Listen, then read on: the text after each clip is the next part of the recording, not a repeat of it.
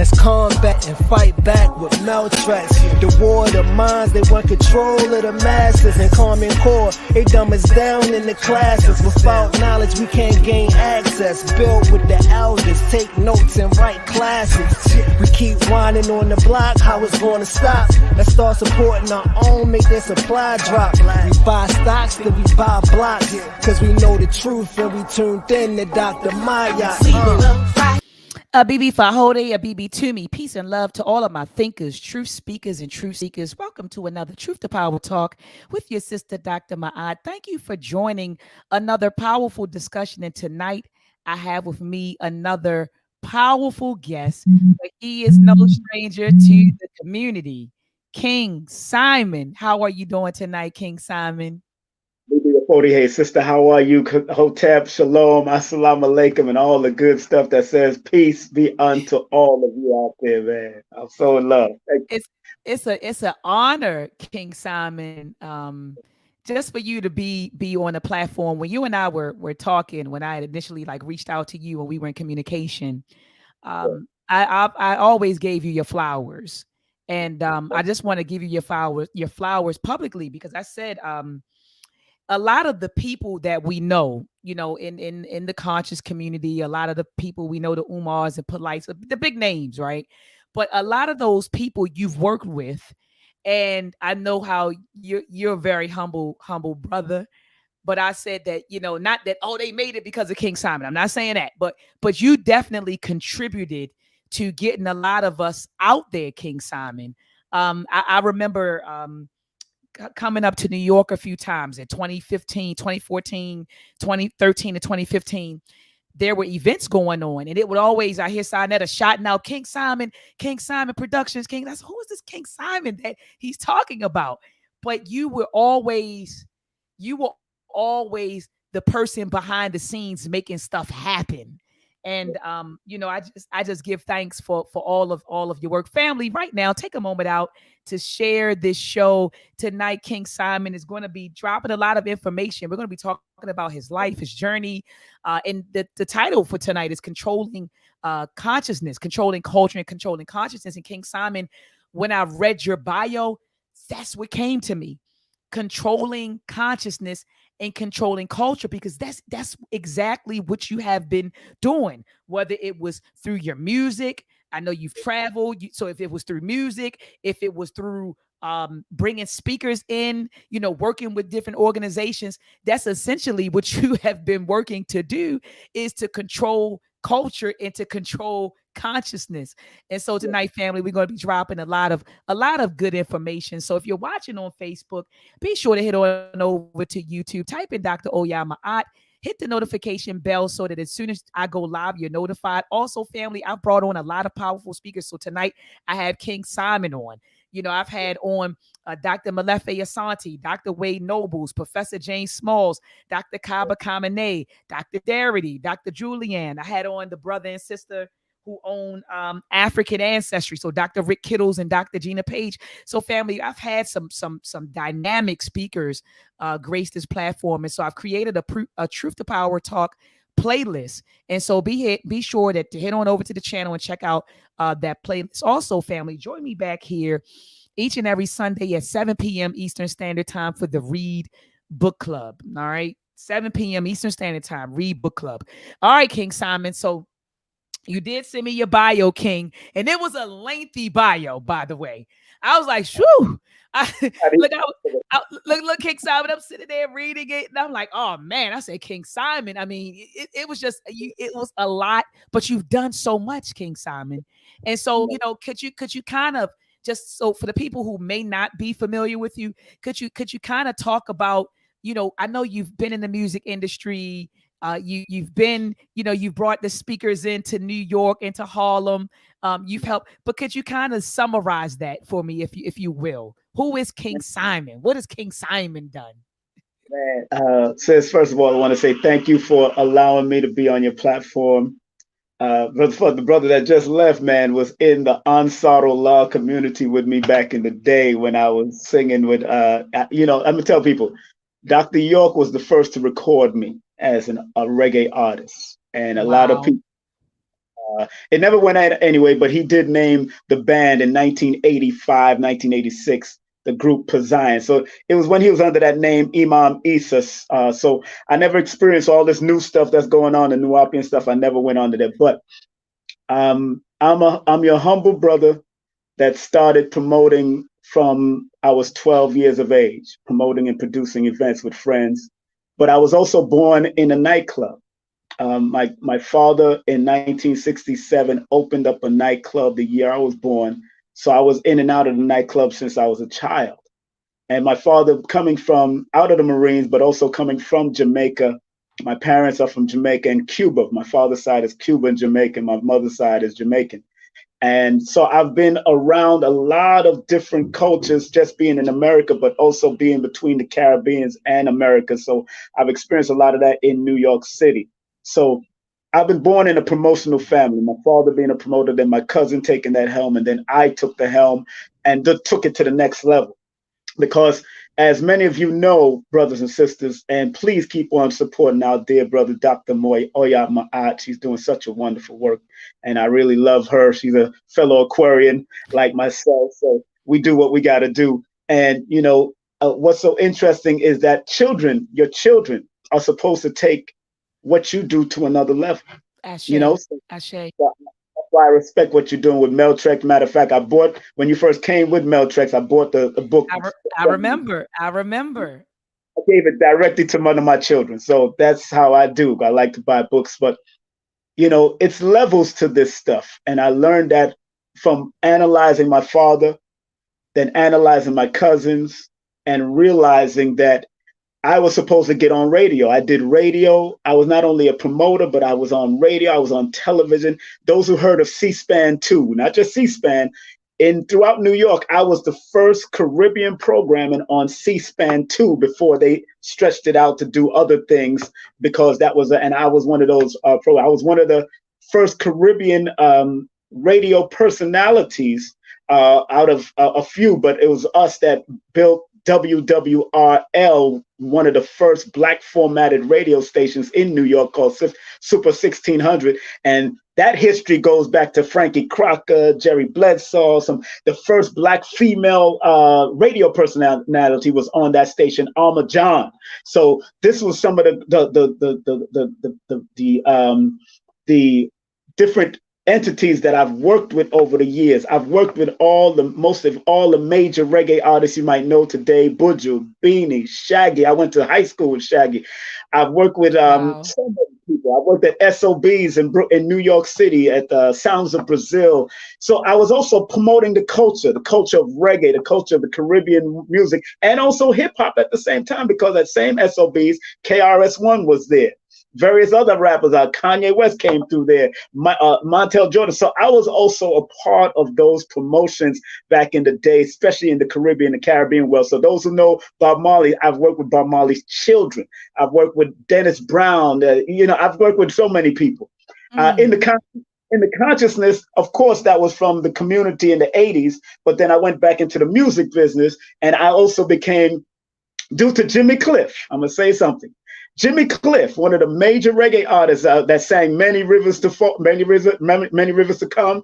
That's usually a funeral song all the time. But Jimmy Cliff came to the Bushwick Avenue community. And as I was working in the restaurant as a pizza man, I was making the whole wheat pizza back in the days. Those who know Bushwick Avenue from back in those days in the 80s will see that I was one of the pizza men right there with Eunice and the rest of the crew. But Jimmy Cliff said, and I asked him about the music, and he says, do what you love to do. And when I left that community in 1988, that catapulted me going into 1989 to do a cultural song called Black and White Story, that catapulted to the top 10 to top 5 on the reggae chart, amongst the Shabbos, amongst all of the gunshot music and the sexual music. I did a conscious song called Black and White Story, and it just catapulted, just to let me know that it needed consciousness in the dance hall. That's what it like. So you heard of a Chronix or Luciano or Buju Banton. And I love Chronix. I love Chronix, by the way. He shouted us out on on Instagram, if we're talking about the same person. Like he's kind of, yeah, okay, yeah, Chronix, yeah, he shouted us out on Yeah. Instagram. Yeah, yeah, yeah. I love his music. And he's from the same parish that my parents are from, Spanish Town, Spain Town, we call it. He's from that same Spanish. So is Coffee. Coffee is from that same parish. We're all something in the water over there because a few other people came from that parish, and I too came from that. But before a Coffee, before a Budjo, before Luciano, I was doing music and hitting the charts back in the day until I got robbed in the business and I left it alone and went to radio. And then I became a #1 radio jock in New York also, as far as Caribbean music. I did a lot. Yeah, I mean, you did, and now, to be honest with you, after reading your bio and then listening to your story, King Simon, I'm not surprised that it went from there to you bringing in the lecturers and bringing people who were conscious teachers and going out here spreading. So now it's kind of like I'm not surprised that was. So you did the reggae, you sung, you promoted there, you went into radio, and then how did you get into then bringing in lecturers, to the Black National Theater? How did you get there? Well, you know what's so funny, sis? I was already a promoter, so when it came in, I came in naturally. It came in naturally, and a lot of the promoters back in the day wasn't doing what I was doing. Anybody would tell you, like Brother Shabazz from LIU, Hepshetsuit, who was bringing in people from First World. It wasn't doing because I was one of the first to set up ticket master locations in different boroughs. I had Ticketmaster for Bronx. I had Ticketmasters for Creed. So they had to go. So I made it easy for people not to just come to the venue and buy, because you might not come, but buy in advance at different locations, whatever borough you lived in. You had to buy in advance.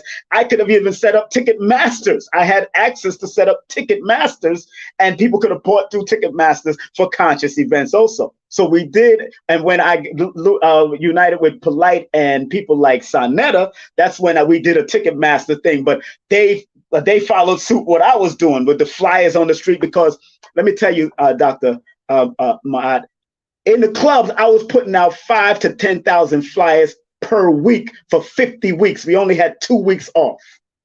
Wow. Every week.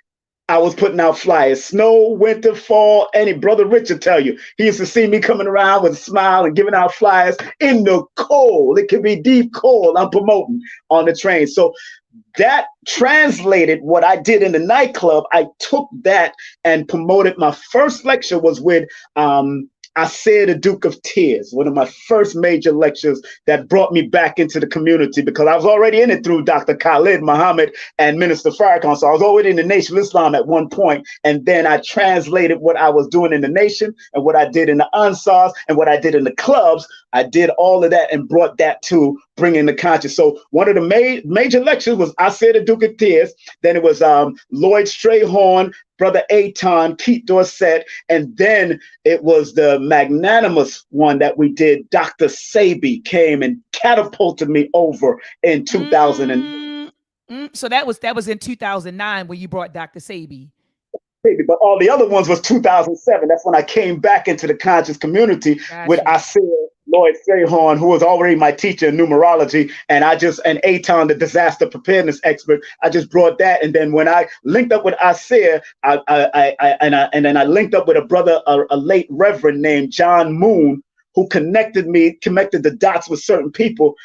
I went to meet Dr. Sebi. He did an event in New York, and no one turned out. It was only 10 of us. So I sat down with Sebi, because I knew of Sebi a long time ago from back in the 80s. And I sat down with Dr. Sebi, may he rest in eternal peace. And I said, Doc, I can help you pack this. This was at the Marriott. He went to do something at the Marriott, and he thought it was the old way. He could just go on the radio and he'll pack up the place.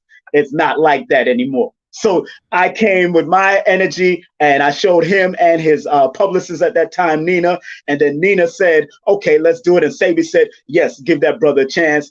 And from there, when Sebi came back, and I went chasing Sebi. When I say I went to prove that I can get to him, I went in the cold to a jazz fest, a jazz place called Sisters Place on Nostrand Avenue. Sebi loved jazz, so he would get on the stage and actually do rapping to jazz. People didn't know that. See, Sebi would go on the stage with jazz players and either play or he would do rap into jazz. And I was there waiting at Nicole because it was packed and they wouldn't let nobody in. I was waiting for him to come out and I said, Sebi, I got the venue. I can make it happen. And he told me, all right, let her write the check and I'll eat it. So me and him co-produced that event at this church called St. Anthony's Baptist Church on Empire Boulevard in Utica.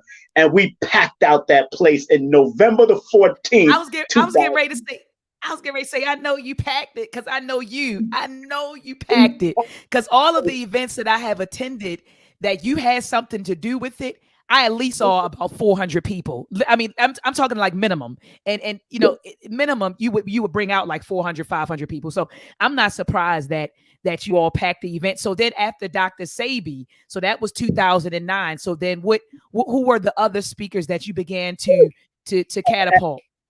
After that, I linked with Dr. Afrika. And these are people that I already knew of through their books and all that. Sebi, I knew through the case that he was having, and I knew them through Dr. Sebi was a big voice on radio station on WLIB and WWRL back in the day. Queen Afua, I started working with Dr. Afrika, Queen Afua, Phil Valentine, Ashra Kwesi. I worked with, of course, Baba Baruti. I worked with various people out and new people. I always like to help promote new people. Polight was one of the new people. People, no matter what y'all say about my brother, in his spiritual and his metaphysics breakdowns, that brother was tight and he was doing it. Whatever he's doing now, he's tight at what he's doing. But I tell you, I was one that put him in front of every major speaker like the Dr. Delbert Blair and everybody because I understood how to promote upcoming acts, upcoming speakers to make them shine. Even Natural Tahuti, the brother who's in jail right now, Sanetta was one that put him on, but I also put him on some of my stages. So it's all about, to me,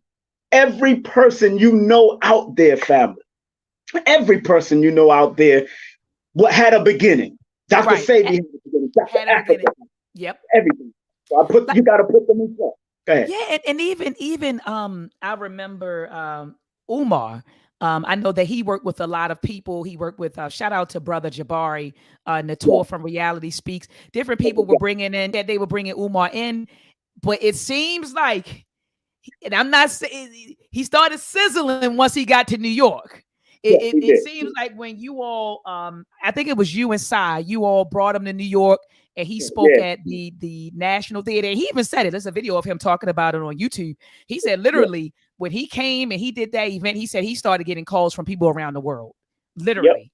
That was that big up to Sonetta Space. That was a Sonetta thing. And we just did what our street promotion as usual. The major one is when it was him, Umar Polight, and Sarah Sutton-Seti. That was the major one that packed out the place fully at the National Black Theater. Now, when you say packed out the place, how many people showed up at that particular event?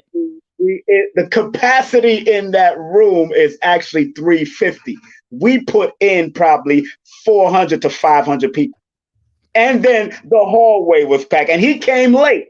I know he don't want to say that he came late, but he did come late because they wanted him to go on a certain time before.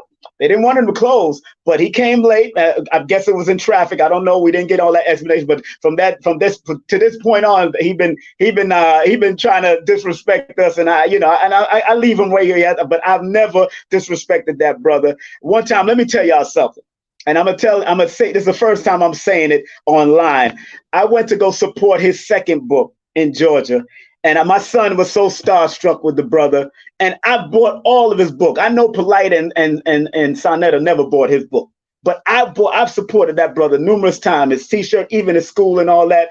I think probably Polight gave money to a school back in the day. But let me tell you, I come there. It was during COVID. He only had a few people there. He shook my hand, said, "What's up?" I bought the book for $50. Then Umar had the nerve to say to his crowd, "Hey, people, this is King Simon, one of my New York haters. If I was a New York hater, I would not come to your place and buy anything from you." So I had to say, I'm saying it live for the record. That was very disrespectful of Umar. And I even looked at him. I said, "I've never hated on you. Let me tell y'all something about me and my relationship with Umar. When I seen him looking overweight and sweating at a stage show one time that he was speaking at a church, I came to the brother backstage. I said, brother, you got to take care of your health. And I gave him a Dr. Afrika DVD so he can get himself back there. He said, yeah, I got to get with the elder, Dr. Afrika and all that. I'm the least to hate on him. I bought his book, his first book twice, and I bought his second book once. So I'm just saying that for the audience, that I'm not the one that hated on Dr. Umar. It's just that there's always been a Philly and New York hatred with each other. Even when I was in the club life, there's always been this Philly and New York hate. Every time. So even when I was in the hip hop life, there's always been this Philly and New York hate. I've never hated on that brother. It was a misunderstanding at that National Black Theater. We had time was running out, and they would have charged us more money for the venue if we would have went over time. And he still holds that against me, Sonetta, and Polight. That's what he's been holding, and especially me. He didn't even hold it against me because I'm just going with what the owner was telling me, and I couldn't go over time. And King Simon, that's business. That's business. When you're throwing an event, you secure a location. When you secure the location, you have a time frame. So you may say, okay, for this location, they may say, look, we'll charge you, 1,000 or 2,000, for 4 hours or 5 hours. And then, if you go over that amount of time, you may be charged more money, or you may risk not being able to rent that location or utilize that location in the future. And so what you all did that wasn't cutthroat, in my opinion. That's business. But he felt it was. Yeah, he thought it was cutthroat. It's just business. It's just business. Say something. I've worked in union buildings, Madison Square Garden, Radio City Hall, and when you go over time, they charge you $5,000 per hour after that. That's it. And so everybody looked at me and said, yo, do I have time? And he looked at me, everybody looked at me, and I said, well, the owner said we running out of time. I couldn't go against Nabi. That was my boy. He was the owner. He was the proprietor of it. From that point on, he had to speed through his lecture. Look, it's not my fault. We started on time. He was supposed to be there on time as far as from my perspective. And that was what was going on. I didn't hate on Umar. I never hate on him. I still don't hate on him, even though he disrespected me from my son, who was so starstruck around him, my second boy, my second oldest boy. And, I still bought the book and I gave it to my children. I gave it to them because information, I'm not shooting the messengers. I love the message. Whatever he's doing, I still love the message because the message came from his heart. Whatever's going on with him and whatever he's doing, that's his business. I respect the message. I'm not going to shoot the messenger like that. No, Ashay. Do you feel like King Simon? And now, I'm thinking about, remember the movie with Angela Bassett, the Tina Turner movie, What's love got to do with it? So remember when Ike was like, I done made everybody famous and everybody leave me. Do you ever feel like King Simon? You know where I'm going. Do you ever feel like King Simon that, you've helped catapult, a lot of folks. And then when they got to a certain level, they kind of forgot, they forgot that they had a beginning. I'll use your words. They forgot that they once too had a beginning. Do you ever feel like you've worked with some people like that, King Simon? That's a loaded question, but yes, I do. Even my own son recognized that, and my son said to me, and it made me, and it's making me tear up now because when your own child recognized that, and he said to me, he said, "Pops, you've done a lot for people, man," and when your son recognized that, and I just tell him, yes, I've done it from the Caribbean world. Luciano was one of the artists that I helped propel. Y'all gotta forgive me. I mean, we're family. No, King Simon, this is family. This is family tuning in right now. Type thing when you don't feel respected in this type of business, when you put your heart out in it. I've hit the pavement for people, putting out tens of thousands of flyers. People who know me for that. I'm only tearing up because it's my son who recognized this. Big up to my son, Jalil. My son said it to me over the phone. He said, brother, he said, Pops, you don't get your light. And I know all of them look at that and see that, especially my boys. The girls don't know too much about it because the boys are always on top of into what I'm doing. But it's really it's right. Sometimes I feel like that, but I'm still getting rewarded by the books that I'm writing. People are supporting my books, but people are supporting. I even got a book on promotion. No promotion is bad promotion. It's on Amazon about my life and how to motivate yourself to move from one level of promotion to another level of promotion, from the low level of promotion to a higher level of promotion. So forgive me, family. Forgive me. I'm tearing up because that's just what I've experienced over the years. Not just in the conscious community, sister. I've experienced it in the reggae world. I've experienced it in the dancehall world. I'm not just they're not as in the dancehall world. They're not as cutthroat, but I've experienced it. I've experienced it, and you never know what a person is going through in the dark. I may smile in your face, but there's still pain in the heart. And like Dr. Sebi said all the time, man, he said, healers need healing. And I knew I was healing people. I brought people to marriages through my event. People have hooked up through my event. I've seen people become mates or become better people through my events. Dr. Blair being there, Phil Valentine's events. No matter what people are saying about the pseudo and all that kind of craziness, that's pseudo to you, but it's real to people that know that thoughts are things. And if you think the right way, you can turn it into something. So whatever you say, and I tell people, be careful of that word pseudo, because it's a European word, and anything that they didn't understand what Africans did, they called it pseudo. Teach. Anything they didn't recognize. They couldn't even say Kemet at one time. They couldn't even say Ethiopia. They had to create names around it, Egypt and all these kind of things. We got to recognize anytime you say that word pseudo, you got to be very careful. And we've been popularizing that European word for a long time. You know, everything ain't false just because you don't understand it, and we don't see air, but we bear witness to air. We bear witness to it. But it can't be pseudo. We gotta and I love my brothers and sisters that are trying to find the facts and everything. I understand finding facts, but there was one scholar, and I can't even remember the name. The scholar said, once the science world unites with the spiritual or the metaphysics world, there's nothing that they can't accomplish in this realm.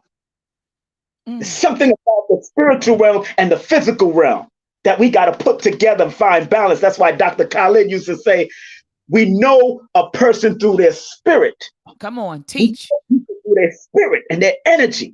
You know what I'm saying? We know people. We know things are energy. You know things is energetic. You work as an engineer. You know things are energy. Absolutely. There's energy for everything. So whether they call it spirituality, whether it's energeticality, let's put it like that. It's energy. That's all spirit is. That's a new word, but I know none of us are being plugged in at night.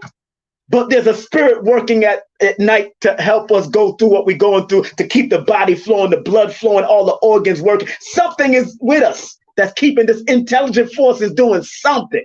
There's something behind this. People got to respect that. So I said again, be careful of what you call in pseudo. Because that was going to be... No. I'm sorry. Finish your thought, because I wanted to say something. Go ahead. Finish your thought, King Simon. We don't understand what was the power behind Dessalines or Toussaint or Bookman in Haiti to make them do what they did. But they call it voodoo, or they call it hoodoo, or whatever they call it, Obia in Jamaica, Bookman from Jamaica. But those were the powerful energies and spiritual energies that work behind us. How can you call it pseudo if it worked at one time? I'm just saying. And see, you kind of, I don't know what, with us, when we get together, we just connect and we just start vibing off each other, because that was actually my next question, King Simon. My next question was, or is, with all of these different people that you've worked with, like you said, you worked with the Delbert Blairs, you've worked with Phil Valentine. I think, did you mention Bobby Hemmett? Did you mention Bobby Hemmett? I've never worked. I've been at his lectures. I wasn't the one that promoted Bobby Hemmett. That was Sebastian. Yeah. Okay, and so you work with him, and even Dr. Sebi. But as you're telling me about the people you work with, people have attacked them and have attacked, their ideas, their thoughts, their lectures. Even I know Infudiji is a teacher in New York. They've attacked him. They've attacked who's the other elder, Baba Haru. So a lot of these people that like you're naming that I'm hearing, they did come under attack by certain people. People saying they pseudo, it's false, is this. So I was going to ask you, how did you feel about that? Did you kind of take that personal? Because you're like, hold on, wait a minute. I work with these people. These are people who I promoted, people who I brought to the community. So to me, it was kind of like if someone were attacking them, it's sort of in a sense indirectly attacking you. I mean, what are your thoughts on that, King Simon? My thoughts is that our people are dying because of the lack of knowledge, and not just the lack of scientific knowledge, the lack of spiritual knowledge. That's what's happening. So I never took it personal. I felt bad when you're talking about Dr. Afrika, who was a military registered nurse, who was a who sat by the door and then flipped the holistic. And if you ever was in one of his class, he'd break down the allopathic and break down the holistic and show you how they all work together. He'll show you. And people don't know Dr. Afrika wasn't one to tell you to get off of a medicine. He would tell you to learn how to wean off the medicine and show you what herbs can at least help you to build past that addiction to that chemical that you might be taking. And again, most of the people that are talking about these people never walked a mile in their shoe. Never walked a mile in an herbal farm or walked in Mexico or walked in place and found herbs and seen that it worked. Food is medicine. That's why we're eating it. We're trying to take care of our health. Every day we're eating this thing called food, but yet we dogging it out. So, one thing I've learned is don't take those type of things personal when it goes to the elders, because they don't take it personal. They kept on working regardless of how you feel and what you say, because they're getting some results from their perspective. And whoever's into the science and into the science of what they've been taught is getting their results. So if you're getting results on both sides, why not learn to work with each other? And if it serves, whatever works for you, use it. If it don't work for you, leave it alone. I've heard people come after Dr. Ben, Dr. Clark, check out to Yeah. And these are historians that went in there. Some people have never even gone into the jungles of Guyana, did certain things like these guys did. But instead of building on top of it, they know they wasn't right on 100%, but they gave you a start and a building block to keep on building. That's all. And that's all Dr. Sebi giving us. That's all Dr. Afrika is giving us. That's all Queen Afua. I'm upstairs from Queen Afua right now. She got a crowd full of women that are crying because they've been hurt. You can't call her pseudo if her issues working. I was getting ready to say they called her pseudo. They called Dr. Frances Cress Welsing. She was being called pseudo. Like you said, King Simon. On Wikipedia, they calling her pseudo. Is that Dr. You talking about Dr. Frances Cress Welsing or Queen Afua? Yeah, they calling her pseudo on Wikipedia. And when Tim Wise, that devil. When that devil spoke and tried to dog her out, I and a friend of mine emailed him to set up a debate. And you know who was willing to come out and debate for Frances Cress Welsing? She didn't have to come out. She was still alive. It was Phil Valentine that would have stepped to the plate, and wow. Dr. Afrika stepped to the plate. Wow. Nobody else. Those two stepped to the plate. Even Dr. Afrika, he said, you know what we could do? We could set up on his side, we could set up a cave, like he's coming out of the caves of Europe. And then you could set up on my side, Kemet with the pyramids and all that. I mean, he had the props. Dr. Afrika had the props. He was ready for that. So Dr. Afrika was like, I'll go in and debate. Like, what's up? Like, I'll step to the plate.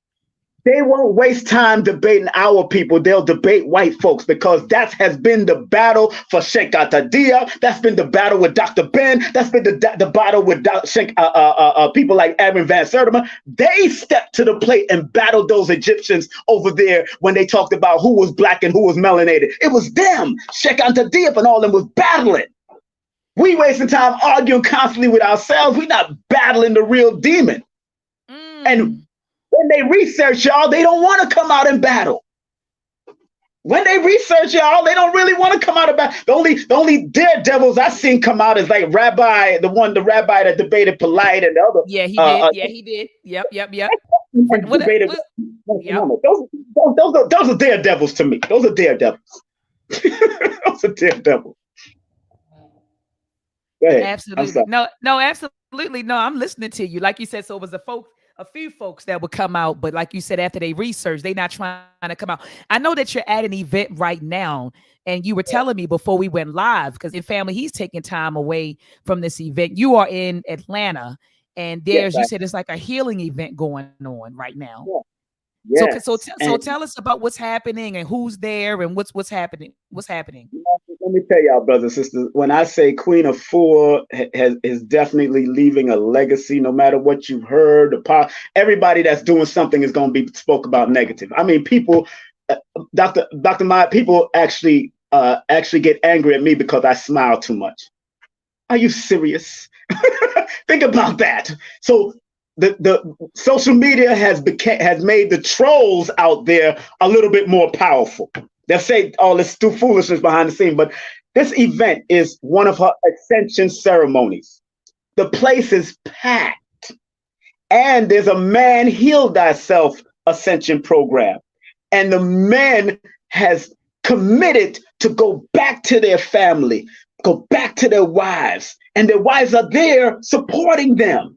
That came out of Sacred Woman. So whatever Queen Afua and Supernova is doing, and Queen Esther and Lloyd Strayhorn is here, and Wanique Shabazz, another promoter that was back in the day who emceed the Gathering of the Masters back in the day by Kevin Jackson and the crew. He's here. All the elders, they got me on the stage as one of the elders in this stuff, the juggernauts.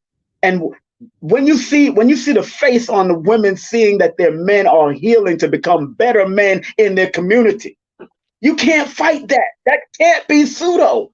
Right. That's not pseudo. She's using whatever she's using, green juice, whatever she's using to get somebody's body right so their mind can be right. Because if your mind ain't right, your behind will follow. Come on, say that again. If your mind is not right, your behind will follow. And how many people that are conscious are still eating Kentucky Fried Chicken, eating the garbage and telling me they're Hebrews or they're Muslims and they're Jews and they're scientists of this and they're science of that, but they got diabetes. This sister has helped reverse the effects of diabetes by changing eating habits. How can that be pseudo? I don't know. But you got women that said they couldn't get pregnant. Queen Afua has helped them. Testimony after testimony after testimony. I don't know. Come on now. The doctor said people that was impotent. Testimony after testimony. Did they lose a few people? Oh, they're likely, of course. Absolutely. Hospitals lose. I was getting ready to say hospitals and doctors lose a few people. Absolutely. Dr. Afrika was training on doulas and midwives. He trained Erica Badu. He trained celebrities to do this. How can you say it's pseudo? It's working. Like I said, do what works for you, and what don't work for you, throw it away. That's it. Earth is the learning center. You better learn. Oh, I like that analogy. You said Earth is a learning center. You better learn. And so let's get into, because I know I only have you for another 10, 15 minutes. Let's move into the importance of controlling culture and controlling consciousness. Because again, King Simon, when I read your bio, that's all I thought about was controlling consciousness, controlling culture. Can you just explain to the people why that is imperative to control culture and to control, consciousness? Why is that so important? Well, think about this. When we were in colonialism or under colonialism and slavery, they remixed history to support them. We're not thinking about that. They took a certain amount of years to do this. That's why Dr. Afrika said it might take us another 400 to 500 years to get out of this. Mm. He said it to me. And that's a shame because it took us 400 to 500 years to get us in this. So it might have, so if control, maybe now we need to redirect culture. It's time to redirect, because you might not be able to control what's going on because everybody is so under the auspices of this great so-called America and this European slave master mentality, so-called white supremacy. That's why I say so-called. It's so-called white. That's so-called. So what we got to do is do the studies. Do the studies that, of course, the brothers and sisters of Amen Ra is doing. Do the research that not only in our physical systems, but our spiritual system. Because, again, if you don't bind the two and connect the two, then we're going to be lost, because they're trying to connect. They're trying to control everything. Have all of y'all noticed that most of the so-called books of history and metaphysics are written by Europeans? So they've putting their face on it. And when you put a European face on it, you're putting the culture behind it. Absolutely. Absolutely. But none of them come from the place where it originated. They didn't come from India. They didn't come from the Ife villages of the Akan villages and all the people that practice that, but they're practicing it now. So they must find that it's something. And one thing about America, let's say America first, and the USA. In order for them to study or stay in control, they study all of the superpowers of the world. The metaphysic ones and the scientific ones. They study all of it because they want to make sure they stay in control. They study the psychology of it. They study the spirituality of it. What do you think Serpent in the Rainbow was all about back in the day? That Haitian, about them going into Haiti, doing the madness that they were doing in Haiti to learn voodoo. Because they're still angry with the Haitian of what they did and how they did it. Now Haitians are talking about Christianity and all kinds of stuff when they defeated those Frenchmen with voodoo, not just voodoo. They sure Christianity. did.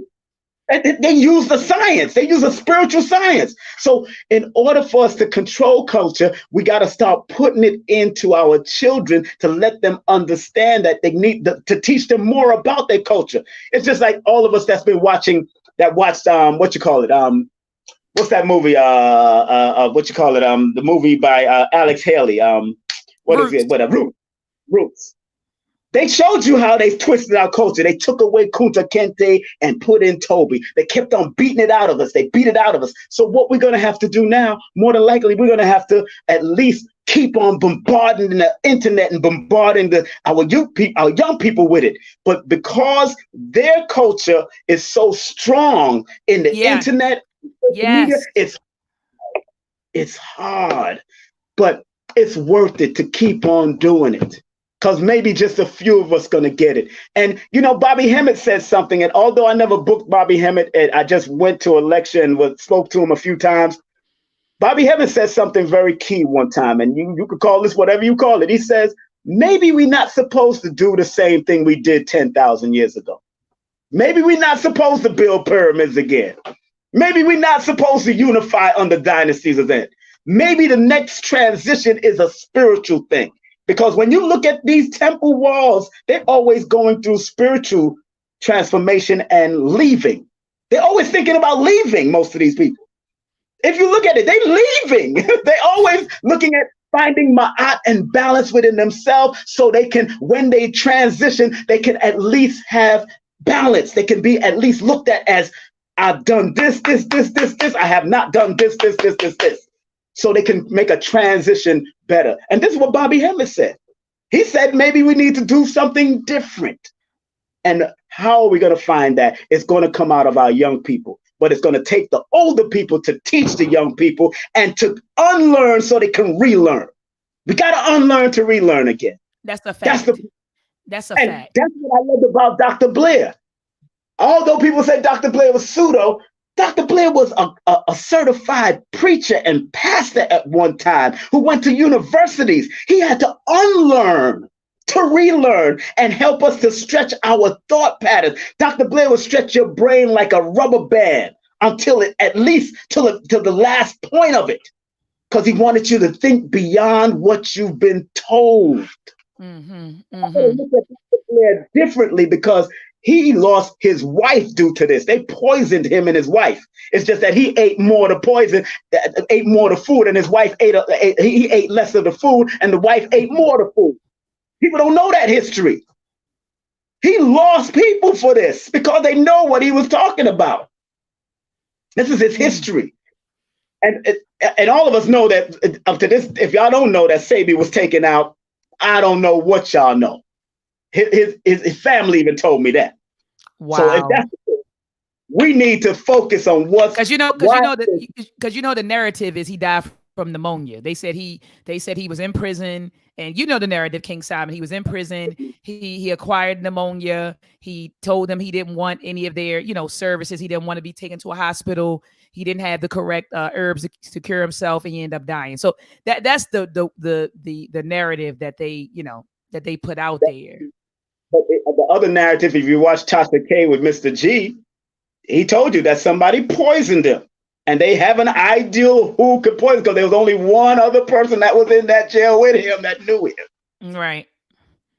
But we got that in all of our. We got that. We had that in the Black Panther. We had that in the Nation of Islam. We had that, all of that. The Judas factor. I mean, you've had CIA agents, King Simon, who admitted it. They admitted it. It's some videos, that someone had uploaded of CIA agents, FBI agents saying, look, all we need is access to your food, and we can make you die from whatever we want to make you die from. And so somebody might say, oh, that's pseudo, or that's conspiracy. No, these are FBI agents and CIA agents telling you, I'm talking about retired ones, saying we make you die from whatever we want to make you die from.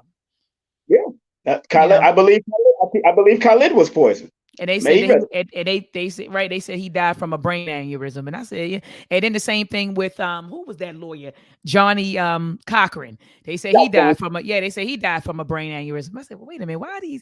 And all of the people that something happened to the common denominators, that they were fighting for liberation. They were Black power, Black folks fighting for Black liberation.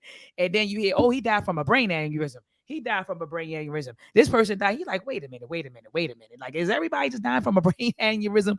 Like, so I'm with you on that. It's definitely fishy, in my opinion. You can induce vomiting. If you can induce different things, you can induce those type of things. And that's a science, because now you're working with chemicals. Now you're doing certain things. So, okay, you can use science to put poison a few people too and kill people. Yo, I knew of a guy years ago. I would never say his name. I don't know where he's at now, but he can go in a drugstore and clear Giant Stadium right now. If Giant Stadium was packed, he can go in a drugstore, whip up some stuff, and clear that place. Just by what you put in, the chemicals that you put together. You know what I'm saying? He's a chemist. Hey, goodness. I never asked him the formula though. I told him I don't want to know. No, absolutely. And so, but like you said, we have to unlearn. We have to unlearn and then relearn, and then teach that and transmit and translate that culture to our children, and ensure that our children perpetuate the culture, because culture creates consciousness, right? Culture produces consciousness, but since culture isn't static, right? Is dynamic, it evolves. So then consciousness also shapes and molds culture. And so we got to make sure that we are in control of our culture and in shaping all of the mechanisms and institutions that are responsible for shaping our consciousness. And so when I talk about culture, when I talk about culture and consciousness, these are my frames of reference: nation building theory and practice by Kwame Akoto. And of course, my Bible right here, Blueprint for Black Power. So when I have conversations about culture and consciousness, those are, my point of reference is what I reference. But yeah, so go ahead, King Simon. Mm-hmm. You got people that call our dear brother Amos Wilson pseudo. I mean, come on. When I hear stupidness like that, it tells me the lack of knowledge is what our people is dying for. That's the lack of knowledge. They don't want to read a book that thick. I'm still ain't finished that book yet. I got the book. Yeah, I ain't finished that book yet because I gotta go through it, fine tooth and comb, and go through it I'm the same and way. really, I'm the yeah, same way, yeah. and that's why it You took. gotta, That's why it literally took me. It took my group club. I might say group club. My book club, 8 months to read this. And like you said, we took our time. You know, I'm not the type of person when I read a book, I just skim through it and read it like a novel. I have to understand, you know, the information that is being disseminated. I might have to look up words. I might have to do a little bit of research to make sure I comprehend what's being said. So it takes me a while to read it, but it took us 8 months to read Blueprint for Black Power, and I plan on combing through it again, probably the top of next year. We'll probably comb through Blueprint for Black Power or the Yorugu by Nana Marimba Annie. We might comb through that, and that's a pretty thick book too. That's about almost 700-page book. Yeah, yes, I have that too. absolutely, Yes, my goodness, absolutely. and that's what we need to do: put our faces on books. We need to write, like Franz Fanon said, write. Mm. That's why I told Lloyd Strayhorn, see, I'm into numbers, numerology, and all that, but I put my face on that book. I wanted them to know that there's a black man that did this. I don't want nobody else to think, because it's been saturated. All that new age stuff, which was started by H.P. Blavatsky, but it's not new age, it's ancient age. It's telling you where numbers come from. It's telling you, they keep on telling you it comes from out of Kemet or out of Africa or out of ancient India. They keep on, so it ain't new age, it's old age. There was always spiritual system. There was always, and in my book, back in my book, I put ancient age. New motivation for mental stability, I put ancient age. Because the stuff that I'm tapping into is not just from rereading somebody else, but through my meditation, but also studying patterns, cycles, and sequences.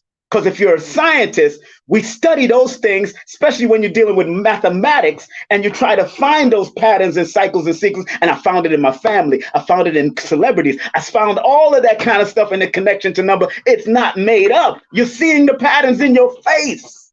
I see it in my face. And they're telling you they're taking this information from the darker hue people.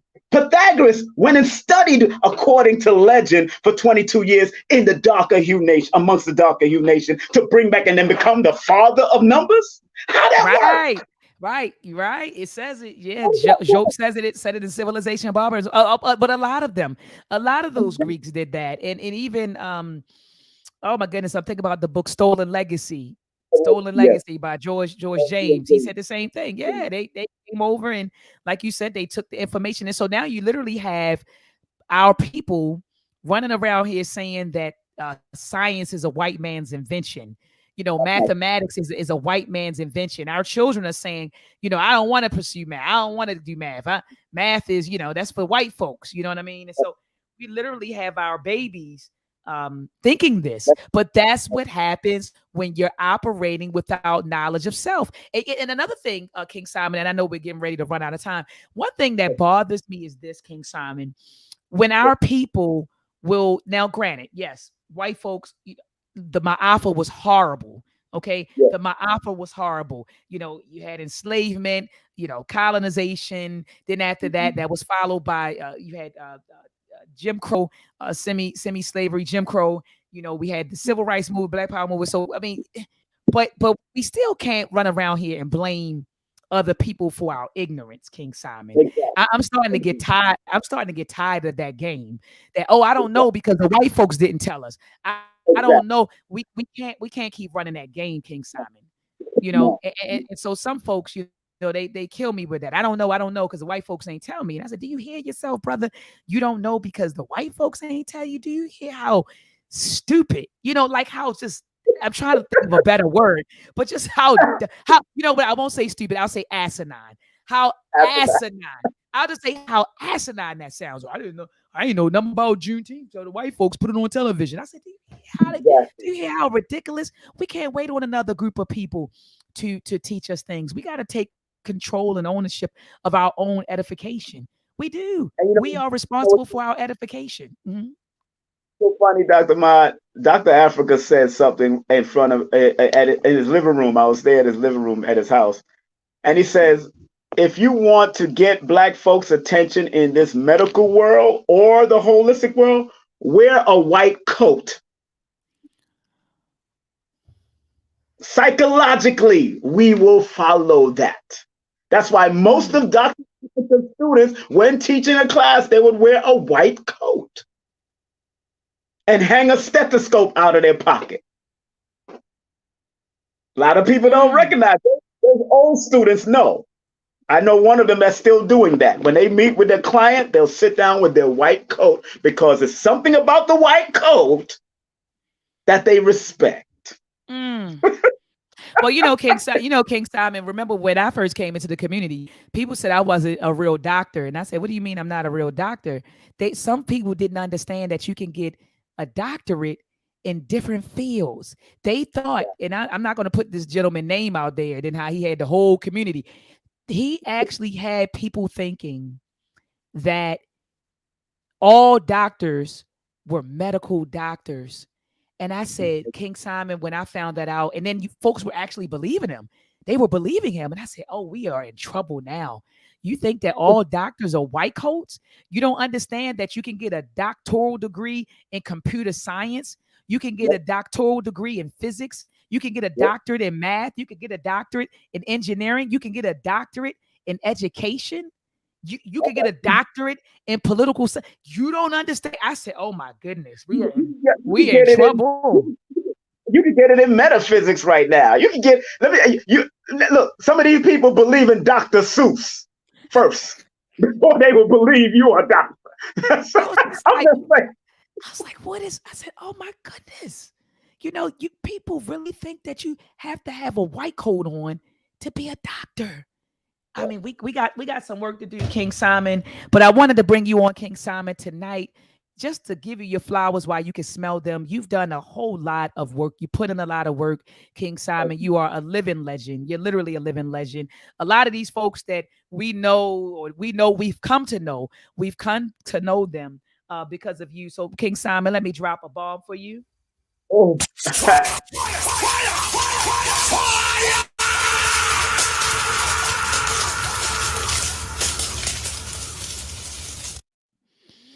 King Simon, do you have any closing words for the listening audience? Yes. First of all, I want to thank you for the extraordinary work that you do. And my daughter just got into your field. She got a master's degree in that engineering, that computer. Beautiful. She's doing her thing, and I'm so proud of her. I want to thank your audience. And please, family, just realize that although I'm a warrior, I learned to find balance through people like Queen Afua, find balance through Ashwa Kwesi and his wife, Queen Afua and Baba Heru. I found balance. They still consult people for relationship. Phil Valentine and his wife. They're doing something that is helping people. Dr. Afrika and his wife, may he rest in peace. They're doing something that is helping people, whether you agree or not. Like I said earlier, do what you do. Take what you can from them, and whatever you don't agree with, keep it moving. Maybe they're not the ones to bring it to you. Maybe I'm not the one to bring it to you with my numerovation. I created a system of numbers and motivation because I studied with Les Brown for a whole month, a motivational speaker, and I incorporate motivational ways and thought patterns into my numerovation, which is using numbers to motivate you, using your own numbers to motivate you. And if you do want to get my books, please go to Amazon, King Simon. Guess what? Myself and Lloyd Strayhorn Lloyd is number 8. I'm number 30 in the top 100 most requested books in numerology right now. I didn't know that was going to happen. Around the world. It's all up on, he sent me the links and he showed me he sent me the pictures of what they said about our books. And I've only written that book a few years ago. He's been had that book. So I understand why he's number 8. But being number 30 in 100 lists of the top most requested books is an honor. So thank everyone out there that showed me love, that purchases my books. You're definitely helping myself, my family, but you're also helping yourself because it comes from the heart to do what I do. Set up events like what we do and produce events. I know Jabari does it out there, and be more respect to Jabari. Everybody that produced events from those that have passed on, Brother Big Man that did his work, Shabazz that did his work in New York, Hatshepsut that did their work, First World that did their work. I got to give all people that are doing any form of promotion out there, your roses are your roses, and make sure you take your roses while you're alive. Acknowledge yourself. And that's why I receive what you are giving me, my sister. I receive that. Thank you. I say, King Simon, you know you got to come back on. So we got to come. We got to do another. We got to do another build. Thank you, sister. Thank you. I love you, man. Love you. No. I love you too, King Simon. Peace and black power to you. Peace and black power. Family. That was King Simon. King Simon was in the building tonight. Family. And so thank you so much for tuning in. Please share the show, family. Share the show. All right. I know some people just came in kind of towards the end and you missed out. You missed the powerful build, but you already know that as soon as I hit the in broadcast button, it's going to be uploaded to YouTube. So make sure you go back in, family, and check out the powerful build I just had with King Simon, as I explained and expressed while he was on. King Simon is the reason why a lot of us know these conscious lecturers. He put a lot of people out there. He brought a lot of those folks and presented a lot of those folks to the community. So I give thanks for his work. And so be sure to check out the powerful build. Also, family, be sure to share this show. And if you're watching on Facebook, I'm getting ready to discontinue live streaming on Facebook because a lot of my views come from YouTube. Okay. And so if you're watching this broadcast Facebook, be sure to head on over to YouTube, type in dr.maat, hit the notification bell so that subscribe to the channel, then hit the notification bell so that as soon as I go live, you will be notified. Also, family, go back into the archives. I just had on a panel of sisters last Wednesday, and we talked about the importance of Black women loving themselves, their whole selves, embracing their natural hair. So it was a panel of sisters. All of the sisters had natural hair. 2 had locks. 3 of us had locks. One of the other sisters had like a natural bush. And when I say the sisters went in, They talked about the importance of Black women showing up as our authentic self and how our young girls are watching us. So we had to be mindful of the way we present ourselves to the world. That includes showing up not with the long fake eyelashes. What's the puppet on Sesame Street that have the long eyelashes that come all the way? Not showing up like that. Not showing up with the blonde tracks and the long weaves down your back, right? The hair that doesn't look that's not remotely close to your hair texture. No, showing up as your authentic, beautiful African Black African self. And so we talked about that last week. And so be sure, family, to hit back, go through the archives, check out the videos, and share the videos. Sharing is caring. And also thumb up the videos, family. You know how the YouTube algorithm works, right? The more you engage with the video, the more it appears in the feed, right? So make sure you thumb up the videos, drop a comment if you were feeling anything that was said, all right?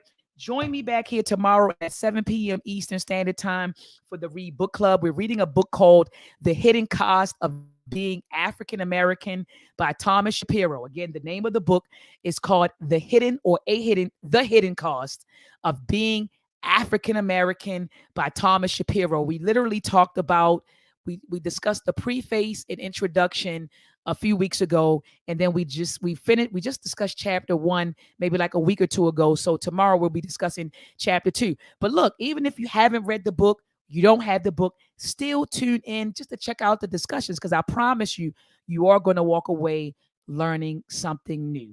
All right, family, I'll be back on tomorrow at 7 p.m. Eastern Standard Time. Peace and Black Power. Let's combat and fight back with maltraction. The war of the minds, they want control of the masses. And Common Core, they dumb us down in the classes. Without knowledge, we can't gain access. Build with the elders, take notes and write classics. We keep whining on the block, how it's gonna stop? Let's start supporting our own, make their supply drop. We buy stocks, then we buy blocks. Cause we know the truth and we tuned in to Dr. Maat. See the fight.